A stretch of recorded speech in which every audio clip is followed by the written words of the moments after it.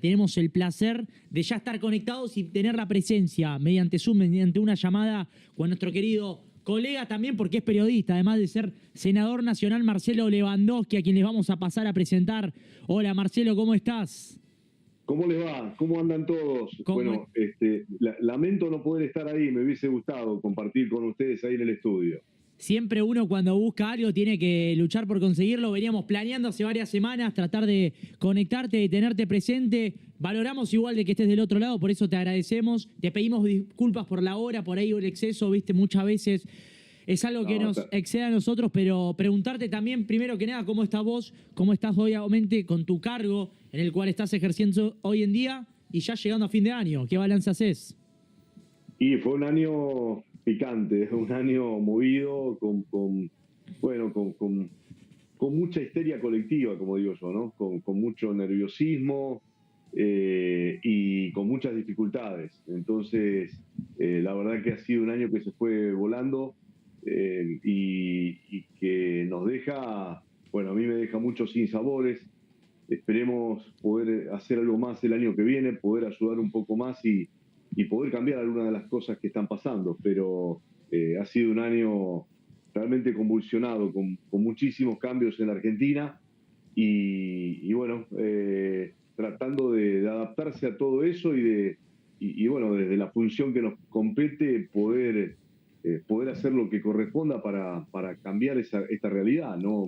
Que sin dudas es complicada para muchísima gente. Marcelo, entendemos obviamente la situación del país amerita que justamente las complejidades estén a la vuelta de la esquina, pero preguntarte ya de lleno, porque vos tuviste una extensa trayectoria desde los 80 trabajando en el periodismo y ahora te incursionaste en la política no hace mucho tiempo. Quiero que me expliques los dos paradigmas, qué cambios hay, qué tanta presión ejercés de un lado por el otro, teniendo en cuenta, sabiendo que cuando tenés un cargo político ejercés sobre el ciudadano y por ahí cuando sos periodista no es tan así, pero ¿cómo lo llevaste ese cambio rotundo de del periodismo a la política?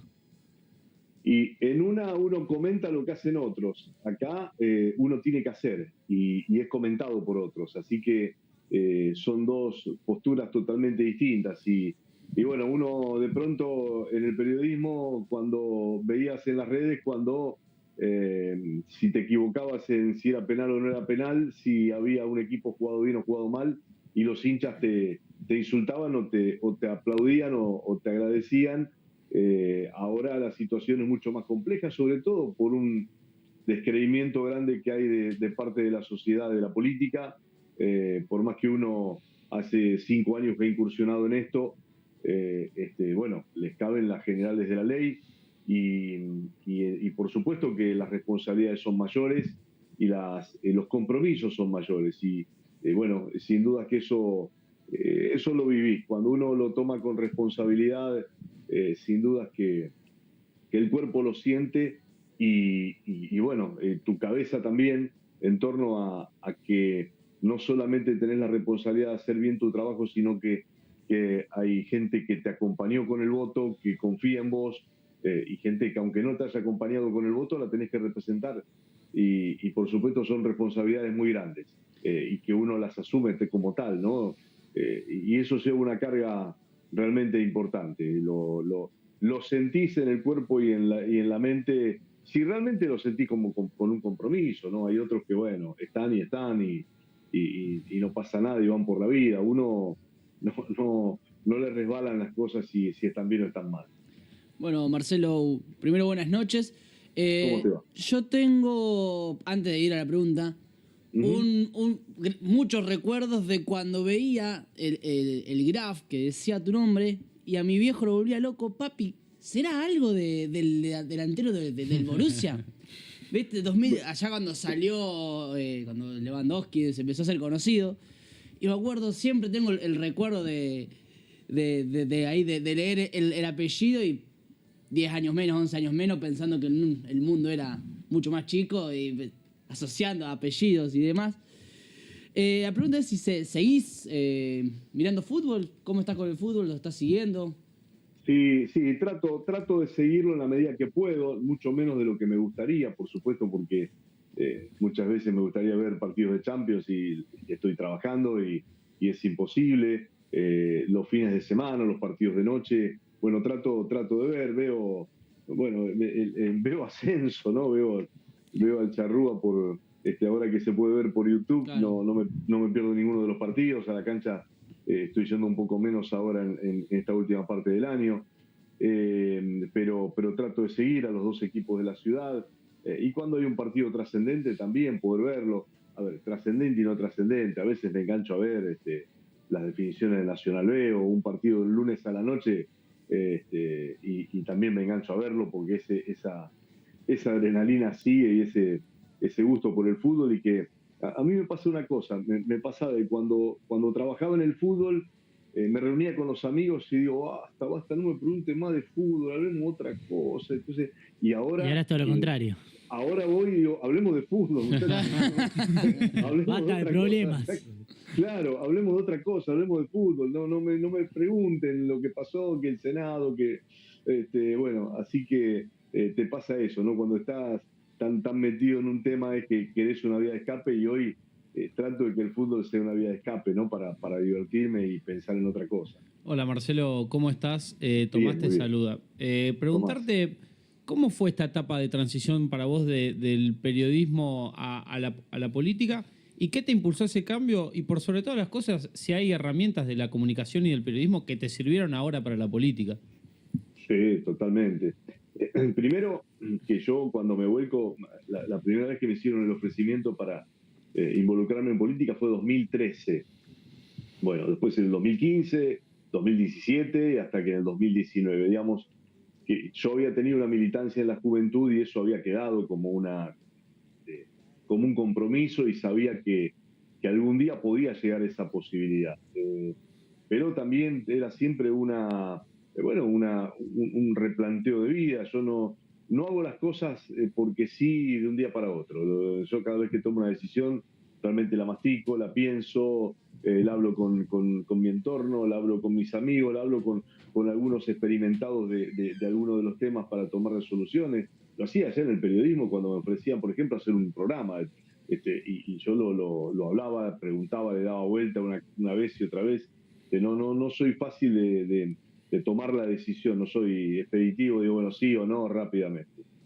Así que, digamos, para mí, volcarme después de los 50 años, con una vida ya hecha en una profesión, 33 años en donde yo tenía casi 20 años en la pantalla del 5, 10 años comentando fútbol de primera división, era director de un multimedio, digamos. A nadie le podía pensar que dice, bueno, mira, dejo todo esto y me meto en la política. Bueno, yo lo sentía como una convicción y como una vocación mía en la vida, que no podía dejar pasar esa posibilidad de algo que yo traía desde la juventud, y que, bueno, quería ver si eso realmente lo podía llevar a la práctica. Y bueno, felizmente en la primera incursión se me acompañó con el voto, y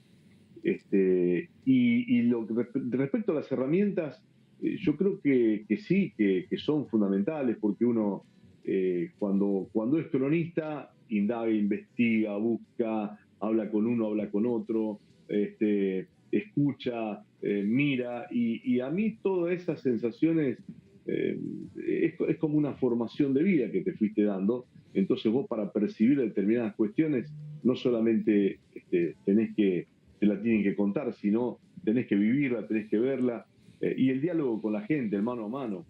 Uno, de pronto, si venís de otro ambiente, te cuesta, y bueno, uno también, por esa empatía que ha logrado con el público muchas veces en los medios, logra llegar a un barrio y hablar mano a mano, y que te reconozcan, y en líneas generales recibir adhesiones, más allá después si te votan o no, pero hay esa empatía que te permite hablar con la gente, y eso es fundamental. Marcelo, ¿cómo estás? Gonzalo te saluda. Hola, Gonzalo. Quería consultarte primeramente, siempre hablabas de esta convicción, de la pasión que tenés también con la política, pero con el periodismo, precisamente con el periodismo deportivo. ¿Cómo nace en sí tu perspectiva sobre esto, sobre esta materia, sobre esta profesión y también tu pasión. Allá por el año 1986, cuando arrancaste en diferentes medios, ¿cómo fue incursionarte en el periodismo? ¿Cómo nace esa pasión en vos?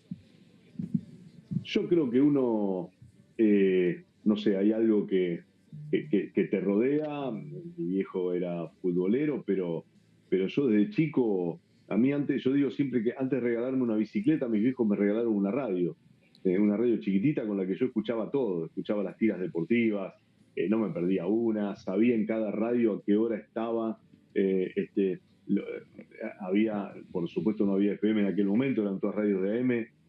Yo aprendí a leer antes de ir a primer grado porque me enseñaban a leer a partir comprábamos el diario La Capital los domingos solamente. Entonces a mí me gustaba saber qué pasaba, qué decía de la foto que veía, por supuesto, de la sección de deportes. Entonces, para poder leer el epígrafe de la foto, a partir de ahí empecé a aprender a leer cuando estaba en preescolar. Y, o sea que me escuchaba todo, me escuchaba los partidos, me sabía las formaciones de memoria, las figuritas. Yo tenía un patio en mi casa, no donde nací, que me mudé a los 5 años de ahí, sino donde hoy actualmente vive mi vieja.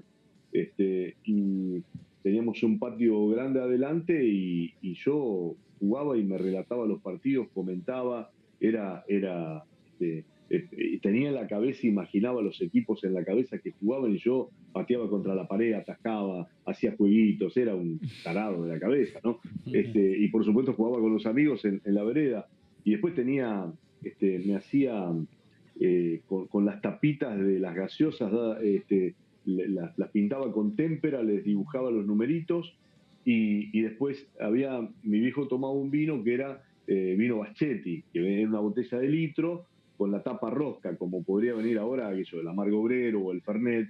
Bueno, entonces yo tenía todas las tapitas que venían rojas, blancas, me acuerdo, no había mucha variedad. Entonces, había un jueguito que eran los mis ladrillos.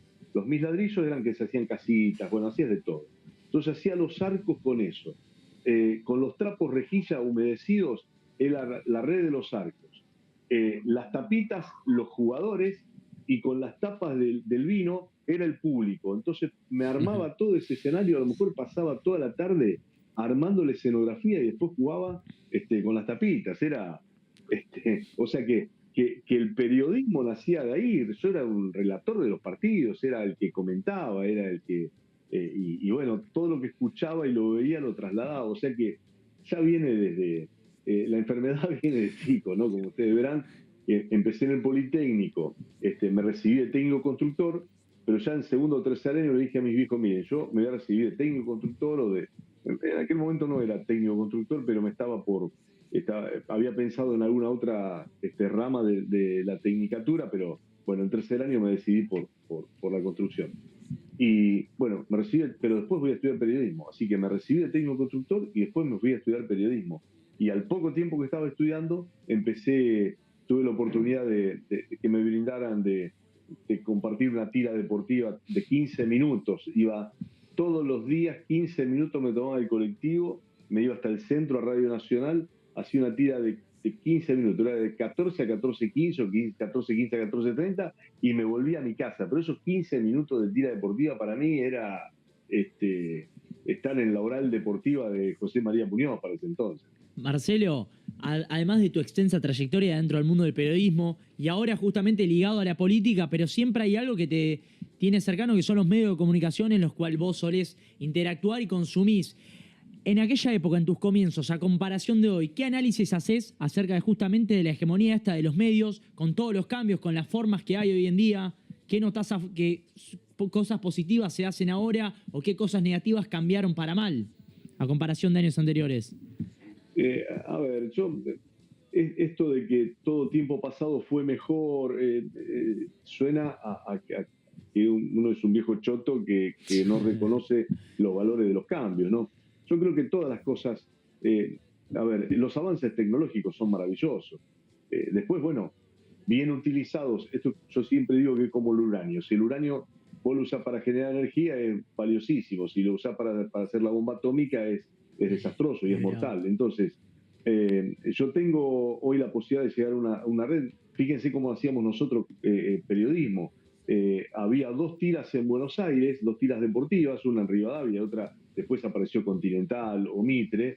Entonces, bueno, era poner a uno de los chicos que recién comenzaba en el periodismo a escuchar, y cuando había lluvia o tormenta, se escuchaba y el tipo dice, a ver qué podía copiar de información. Entonces dice, bueno, te traía la información al estudio para saber qué pasaba en River, en Boca, los árbitros de AFA, o tenías un corresponsal en AFA que te contaba los árbitros. Bueno, hoy tenés el acceso con esta maravilla que es Internet. Entonces, ahora, lo que no se puede abandonar es querer hacer periodismo solamente leyendo las redes, sin tener tu propia agenda. Nosotros, si no llamábamos a los protagonistas, no sabíamos de qué se trataba.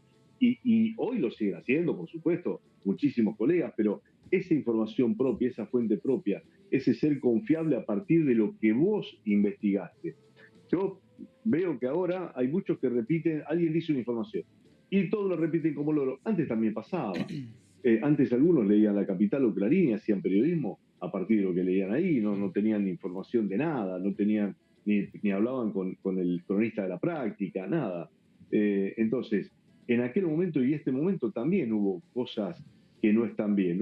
La formación del periodista tiene que ser investigación propia, fuentes propias, chequear cada cosa que se dice, investigar cada cosa para profundizarla. Entonces, lo que cambia ahora es los medios que vos tenés, que son mucho más, hoy le mandás un WhatsApp a un tipo y te atiende, está en el medio de la montaña, o te atiende, estoy en España, ¿qué pasó?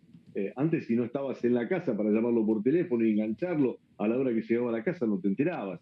Entonces, lo que cambiaron son los medios. Hoy hay muchísimas más posibilidades. Lo que no puede cambiar es la esencia de cómo hacer el periodismo. Y después, la otra cuestión, la empresarial, y la verdad que es una cuestión realmente compleja.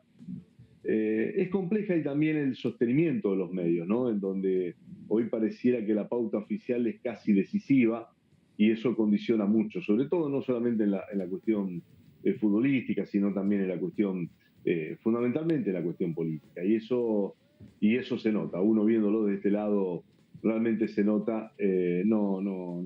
No digo ni voy a juzgar a los colegas, pero uno se nota cuando la vara se mide de distinta manera,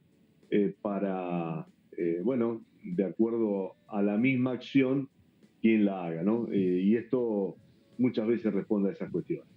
Marcelo, ¿extrañás el día a día del periodismo? Mira, lo que más extraño es preparar los partidos para una transmisión. Prepararlos, ver la estadística, mirar los videos del partido anterior de los equipos que me tocaban, analizar un poco, analizar los jugadores que me iban a tocar, las referencias, buscar en los medios que hablaban de esos equipos, o en los cronistas que seguían a esos equipos, para saber cómo venía la semana, qué habían trabajado, qué no habían trabajado, qué árbitro tocaba. Bueno, y me encantaba preparar los partidos, y me encantaba llegar 2 horas antes, meterme en la cancha para en ese momento poder hablar con seguramente conocías a algún jugador que en algún momento lo entrevistaste, o un profe, o el árbitro, y siempre sacabas esa cosita que te servía para comentar, o para adornar una transmisión. Así que todo ese folclore y los viajes, el compartir esa adrenalina que se vive antes de ir a la cancha, cómo llegás, cómo te van a recibir, si es un partido trascendente, si vas a una cancha picante, por dónde vas a pasar, Claro. cómo te preparás la cabina, toda esa instancia, la transmisión de los partidos era algo que sí que se extraña mucho. No, el día a día, te confieso que a veces me resultaba un poco monótono, ¿no? Porque cuando vos no estás estás en un noticiero, pero no en fundamentalmente vinculado al deporte, te quedan muchas cosas por decir, o tenés que seleccionar mucho y achicar y decir, mira, voy con lo más importante y fundamental y nada más, ¿no? y uno, bueno, se engancha y piensa que lo que comenta y lo que hace es lo más importante del mundo, pero las transmisiones son maravillosas. ¿Te acordás la última transmisión que hiciste? ¿Qué partido fue? Sí, Patronato Vélez. Yo asumí el 10 de diciembre y me dejaron comentar, y esto es un gran gesto que tuvo la gente de TNT Sport. Yo tuve que renunciar en el canal, no renunciar, pedir licencia sin goce de sueldo. Una vez que a vos te eligen, hoy soy empleado todavía en stand-by, porque cuando tenés un cargo legislativo, un cargo electivo, vos conservás el puesto de trabajo hasta que vuelvas, si volvés en algún momento. Y en aquel momento, por supuesto que en TNT también me pidieron que en campaña diera un paso al costado, pero yo gané en junio y asumí en diciembre. Entonces fui y le digo, miren, déjenme terminar, me faltan 4 meses para terminar así que me dejaron comentar todo el campeonato, me pidieron decir, che, no hablé de política, no quiero, jamás haría eso en la transmisión, no lo hice cuando a veces decían lo del fútbol para todos, dijeron tal cosa, siempre hablé de fútbol. Y comenté el Vélez de Heinze contra Patronato en Paraná el 9 de diciembre y el 10 asumí. Así que hasta el último día pude hacer periodismo. Marcelo, recién, con todo esto que contás vos de las transmisiones deportivas, ¿qué significó para vos comentar un mundial? Yendo más concreto a lo que fue Brasil 2014, y aparte preguntarte por, el partido tan recordado para todos, Brasil-Alemania, el 7-1. Y fue la mayor o la experiencia más importante, ¿no? Digamos, comentar para la televisión argentina, el comentario de la transmisión oficial de un mundial la verdad que fue un hecho muy conmocionante, muy, muy importante, el más importante sin duda. Comentar a la selección argentina en un mundial para todo el país, me tocó comentar Nigeria-Argentina en Porto Alegre, y después sí, aquella recordada semifinal en Belo Horizonte, nos tocó con Rodo de Paoli, llegamos y nos tocó en el mismo hotel, en la misma habitación donde había estado Tití con su hija, que hacía unos días había fallecido. Sí. También estábamos todos muy conmocionados, fue un hecho muy, muy, muy, tremendo, ¿no? Que a un compañero de trabajo se le muera la hija, realmente fue un luto para la parte final del campeonato tremendo. Pero bueno, habíamos, Rodo fue un fanático del fútbol, un enfermo del fútbol, y analizamos ese partido, y nos sentábamos y cada uno llevaba la tablet y mirábamos. Entonces él me decía una cosa y lo va a plantear así, y lo van a, no, dice, por Alemania lo va a plantear así. Entonces armamos y desarmamos ese partido 100 veces. A la media hora iba 5-0. ¿Qué hablaba? A la media hora iba 5-0 y era verle la cara a los brasileños, a los comentaristas brasileños, a la gente que nos miraba y no entendía nada. Entonces, fue un partido que lo preparamos y que a la media hora que esto es también lo bueno que tiene la preparación de los partidos o la esencia de esos partidos, ¿no? Que vos preparás a lo mejor el peor partido del mundo y termina siendo un partidazo. Bueno, pero por eso vos tenés que estar preparado siempre, así sea la final del mundo o el partido más intrascendente de la fecha, porque no sabes qué puede pasar. Es una caja de sorpresas. Así que sí, lo del Mundial fue sin duda lo más lindo. Marcelo, te consulto acerca de ahora el mano a mano que uno tiene constantemente en el día laboral que tiene cada uno. ¿Es más difícil hablar con un político o con un futbolista? No, me parece que el político casi siempre, salvo que no quiera hablar de determinados temas, trata siempre de salir para que lo vean, para que lo escuchen, para tener prensa. Hoy veo que el futbolista, yo creo que muchas veces se generó, no sé por qué se generó, cambiaron las épocas en donde uno antes hacía las notas, está bien que entiendo que hay muchísimos más medios, ¿no? Pero uno hacía las notas a veces al lado de la ducha, esperando que la radio que venía atrás no te lo joda, no te lo cague, no te cague la nota. Entonces vos venías y que eso decía negro a la palma. Entonces, mientras se secaba un poco, se ponía la toallita en la cintura y le metía los auriculares, todo mojado. Hoy viene, habla fulanito y sultanito. Y vos te quedás ahí, por ahí si lo agarrás en el playón a alguno de los jugadores y te dejan entrar, ahí le sacás y le robás una nota. Y vos, el jugador no habla para que vos te lo escuches en la mesita de luz a la noche cuando te vas, la grabación que hiciste, sino para que lo escuche el hincha. Y me parece que ese sabor es el que se ha perdido un poco, ¿no? Al igual que presenciar las prácticas y analizar, entonces veía lo que paraba, escuchaba lo que gritaba un técnico. Bueno, después llegó el miedo porque no trascienden las cosas y los técnicos no les gusta que se sepa la cocina o que alguno diría, sí, mirá, en la práctica lo retó a fulanito y uy, que hay quilombo entonces. Creo que se fueron cerrando. Hoy hasta te mienten en los partes médicos. Hoy no te dan a conocer si un jugador se desgarró, una cosa. Falsifican información. Claro, se desgarró. Che, ¿por qué no juega? No, dice, mirá, no, tenía fiebre la abuelita y la fue a ver a terapia intensiva.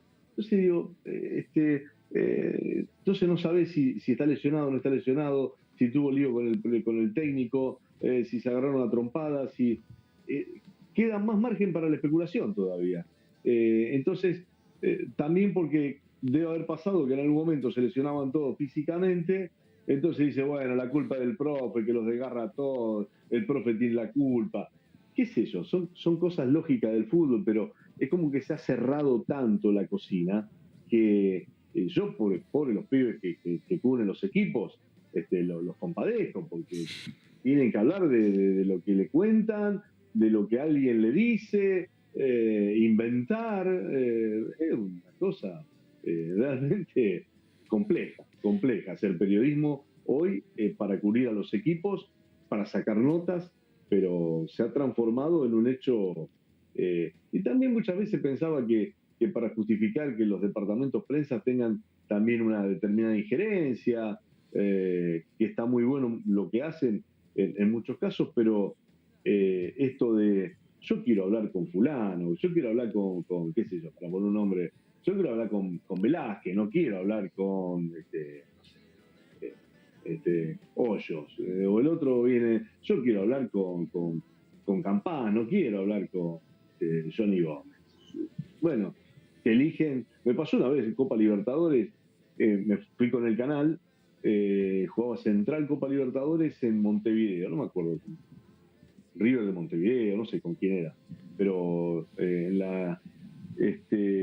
bueno, salían los jugadores, entonces, claro, era todo un consenso que hablaban los que decían los de prensa. Yo veía que los jugadores pasaban, y ¿qué estamos haciendo? Empecé a gritar, Musto, vení, Musto, y hablaba Musto, entonces, y venía el otro, vení, hablaba, entonces, y se ponían todos con los Y sigan grabadores, sumando ¿verdad? todos.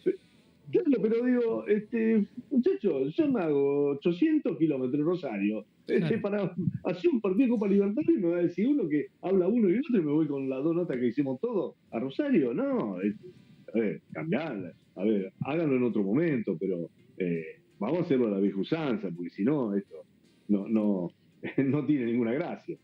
Marcelo, hacemos un cambio de frente futbolísticamente hablando y preguntarte cómo es la realidad del periodismo con la política hoy en día, el cierre de la agencia Telam, las políticas que hoy tiene Javier Milei con los medios de comunicación y la precarización del periodismo actualmente. ¿Cómo lo ves? Y es un poco lo que yo te decía anteriormente, ¿no? Como gran parte bueno, no solo de la monopolización, sino que a veces cuesta encontrar periodismo que haga un periodismo, no digo objetivo porque no existe la objetividad, porque todos somos sujetos, tenemos una subjetividad para analizar las cosas, pero que de pronto te hagan, no sea una campaña de un lado o de otro, en donde vos ya sabés lo que vas a recibir y no importa la información, digamos que es como que la acomodo de acuerdo a lo que está esperando la audiencia que tengo del otro lado. Entonces, esa cosa tan segmentada y tan extrema de cualquier otro lado afecta al periodismo, sin duda que hace a la credibilidad. Por eso hay medios que uno los sigue rescatando, que independientemente de quién esté, son capaces de hacer un análisis crítico, ya sea de un lado o de otro, y puedan plantearse. Lo que está haciendo este gobierno es realmente, cuando dice que no pone pauta, es totalmente mentira. No la pone desde el Estado, pero sí la pone desde YPF, para alimentar a los periodistas que uno claramente se da cuenta quiénes son los que están jugando, y quiénes no son capaces.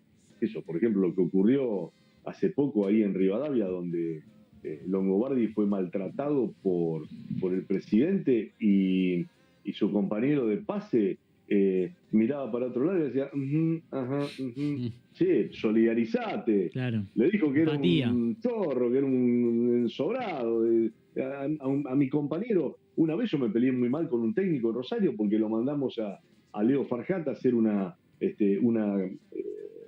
bueno, no lo mandé yo, sino que andar a cubrir una conferencia, Una cobertura, y ¿no? el técnico le dijo, no, entra este. Yo lo despedacé al técnico. ¿Cómo vas a mal? Es tu compañero de trabajo. Claro. Entonces, este tipo de cosas, de códigos, pero no código mafioso, por ahí el código suena a mafia, este tipo de normas y de comportamientos y de valores que Sí, uno de un tiene pacto implícito. Totalmente. Entonces, es un momento muy complejo. Yo realmente lo hablo con distintos colegas. La monopolización, la concentración de medios, más esto de depender cada vez más de la pauta, de las pautas oficiales, y de no poder en muchos casos a veces expresar lo que realmente quieren y piensan, va contra la esencia del periodismo, sí. Marcelo, y ya para ir cerrando, porque lastimosamente los tiempos nos vuelan, nos corren, sinceramente, nos encantaría, primero que nada, tenerte presente y que ojalá en un futuro se pueda dar la oportunidad del año que viene, pensando en la nueva temporada, pero también pensando un poco en el futuro y más sobre tu carrera profesional. Obviamente uno no sabe lo que puede pasar en un futuro, pero vos, suponiendo que en algún momento dejás de lado la política, ¿le abrís las puertas todavía al periodismo? ¿A sumarte nuevamente? El periodismo es una pasión que se va a ir conmigo cuando esté en el 1,80 m, o cuando me esparzan las cenizas, como ya pedí que en el Gabino Sosa. Sí. Así que en algún momento, es más, estando en esta profesión muchas veces, o en esta función, he pensado en hacer algunas cosas también vinculadas al periodismo, al menos una mesa de debate con colegas, de charlas, algunas entrevistas, así que eso va a estar. Vamos a ver si, por supuesto que los tiempos no me ayudan, pero siempre estar atento, y nunca se va a borrar la posibilidad de que yo vuelva. Perfecto, Marcelo. Desde ya, muchas gracias por la predisposición, por aguantarnos, sabiendo aparte el rol que ejercés y la demanda y la responsabilidad que eso lleva, pero que te tomes un tiempo para hablar con nosotros, la verdad que lo valoramos un montón. Te queremos preguntar si tenés algo más para decir, así ya te damos un pase final y nuevamente finalizamos la jugada. No, felicitarlos porque realmente hacen un programa muy lindo, muy piola. Pónganle mucha, como siempre le digo a mis hijos y cuando daba clases de periodismo, pónganle mucha responsabilidad, mucha pasión a lo que hacen, y siempre por el pavimento, siempre por el pavimento. Viste que a veces lo que avanza por la banquina cuando está el tránsito atascado, y nunca tienen un buen final esos. Siempre por el pavimento, a veces se tarda un poquito más, pero las cosas llegan cuando uno las hace con seriedad, con pasión y con responsabilidad, así que veo que ustedes lo están haciendo de esa manera, así que bueno, cuando quieran, ojalá la próxima pueda estar ahí en estudio, y cuando coordinemos, a disposición con ustedes. Perfecto, Ojalá. Marcelo. En alguna vuelta que te des por el camino, de paso vas al Gabino y venís para acá a hablar un rato. Sí. Lo vamos a hacer. Estoy un poco enojado con la actual conducción de Córdoba porque están haciendo un Fue desastre. floja la campaña. No, la campaña fue demasiado. El equipo y el cuerpo técnico, unos fenómenos. Terminaron quintos, pero hace 3 o 4 meses que el acompañamiento de quienes quedaron en la comisión directiva. Le queda casi chica que la no. divisional, por eso. No, seguro.